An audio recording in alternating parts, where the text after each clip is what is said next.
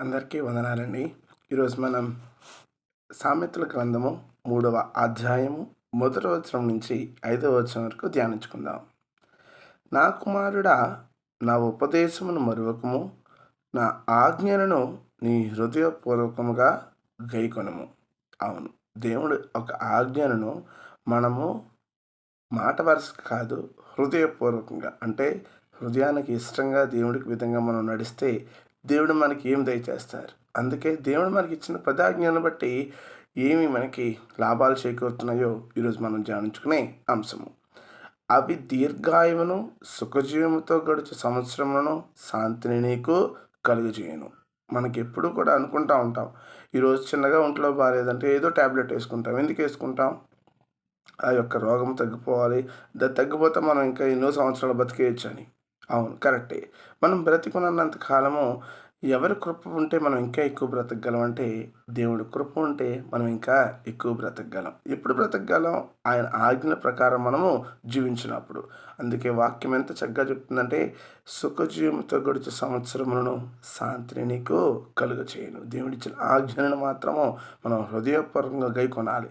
వాటిని ఎన్నడూ 3, 4, 5 వచనాలు మనం చదివితే ఎంత బాగుంటాయంటే, దయను సత్యమును ఎన్నడూను నిన్ను విడిచిపోనీయకము, వాటిని కంట భూషణములుగా ధరించుకొనము.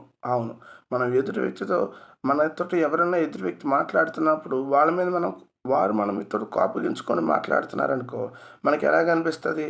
అరే, వీడు చాలా కోపపడుతున్నాడురా, వీడితో మనం ఎందుకు మాట్లాడాలి అనుకుంటాం. అదేవిధంగా మనం కూడా ఎదుటి వ్యక్తిని చిరాకు పడుతూ మాట్లాడుతున్నప్పుడు ఏమనిపిస్తుంది? అవతల వాడికి కూడా వీడితో మాట్లాడడం ఎక్కువ అవసరమా అనిపిస్తూ ఉంటుంది. వాక్యం కూడా మనకి అదే సింపుల్గా షార్ట్గా ఎంత నీట్గా చెప్తుందంటే, దయను సత్యమును ఎన్నడను నిన్ను విడిచిపోనీయకము.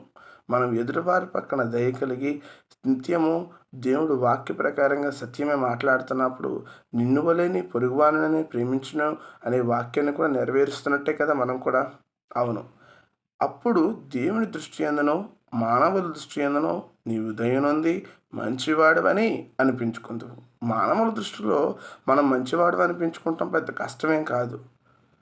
ఒక్కొక్కసారి ఎదుటివాడి అవసరం కొరకు మనల్ని మంచివాడు అని పిలవచ్చు. కానీ ముఖ్యంగా మనం ఎవరి దృష్టి యందు మంచివాడిగా అనిపించుకోవాలంటే దేవుని దృష్టి యందు మంచివాడిగా అనిపించుకోవాలి. అవునా కాదా? ధనవంతుడు లాజరు ఇద్దరిని మనం చూసాం. లాజరు ఎవరి దృష్టి యందు మంచివాడిగా ఉన్నాడు? దేవుని దృష్టి యందు మంచివాడిగా ఉన్నాడు. ఈ లోకంలో తన శ్రమలు అనుభవించాడు. కానీ తను చనిపోయినప్పుడు దేవుని సన్నిధిలో కుడిపార్శ్వన ఉన్నాడు. హల్లెలూయా! అందుకు మనవుడి దృష్టిలో మంచివాడిగా అనిపించుకోవాలి. కానీ వాడి దృష్టిలో కంటే ఎక్కువగా దేవుని దృష్టిలో మనం మంచివాడిగా అనిపించుకోవాలి. ముఖ్యమైన వచనం ఏంటంటే, మనం ఏ విషయమైనా మనం చేయబోతున్నప్పుడు ముందర దేవుణ్ణి అడగాలి. ప్రభువా, ఇది నీ చిత్తమైతే నాకు చేయమని. ఇశ్రాయేలు ప్రజలు యుద్ధానికి వెళ్తున్నప్పుడు వాళ్ళు ముందర ఎవరిని అడిగేవారు తెలుసా? దేవుణ్ణి అడిగేవారు. ప్రభు, ఈ పని మీద చేయాలా చేయకూడదా అని. అందుకే 5వ వచనం ఏం చెప్తుందంటే, నీ స్వబుద్ధిని ఆధారము చేసుకొనక నీ పూర్ణ హృదయంతో యెహోవా యందు నమ్మిక ఉంచుము. హల్లెలూయా!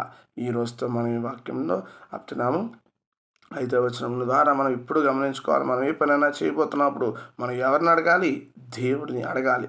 నా స్వబుద్ధిని ఆధారం చేసుకోవట్లేదు ప్రభువా, నేను నీ మీద నమ్మకం ఉంచాను, ఈ పని చేయాలా చేయొద్దా, నీ వాక్యం మాత్రమతో నాకు సెలవిచ్చి నన్ను నడిపించని ప్రార్థన చేస్తూ నడిపించాలి. ఈ కొద్ది వాక్యం ద్వారా దేవుడు మనం బలపరిచి నడిపించే సహాయం దయచేయను గాక.